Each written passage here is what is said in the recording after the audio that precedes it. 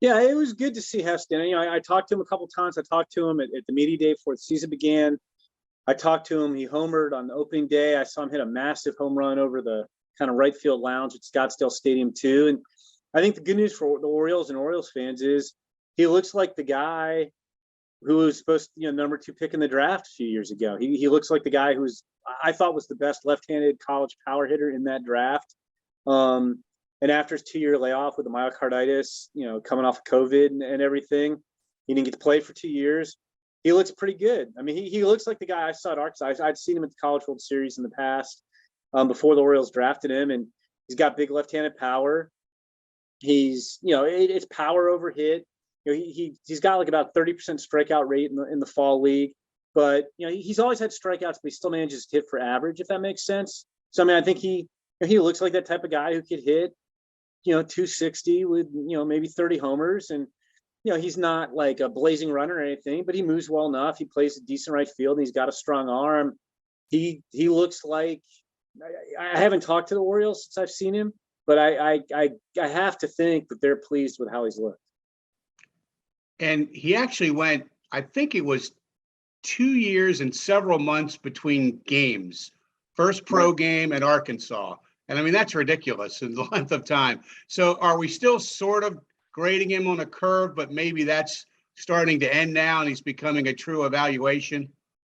Yeah, I mean, it's fine. I think grade him on a curve, both giving him the benefit of the doubt, but also like, because as you know, Steve, like I know he went 2 years exactly from the day of the draft to his pro debut. And then because of the pandemic that year, he didn't play for 3 months before the draft that year too. And so, as you know, like he came back this year in June, he tore up low A, and then he struggled in high A. And I kind of graded him on a curve for that, comes some slack. He could have been gassed, hadn't played in 2 years. And similarly, I'm excited about what he's doing in the fall league, but I always have to say, you have to take fall league stats with a grain of salt because it's small sample size one, but the hitters are a lot better than the pitchers because teams generally won't send a pitcher who, if you had a pitcher who wasn't hurt during the year, he's not going to come because he'll already reached his innings limit. And if he was hurt during the year, it has to be a non-serious injury to where he's able to pitch in the fall league. So it's like you're threading this really small needle. And I want to say, I think at the start of the season, there were 16 of our top 100 prospects were in the fall league, and 2 of them were pitchers. And there's not a ton of pitching depth in the league. So I grade him on a curve that way too.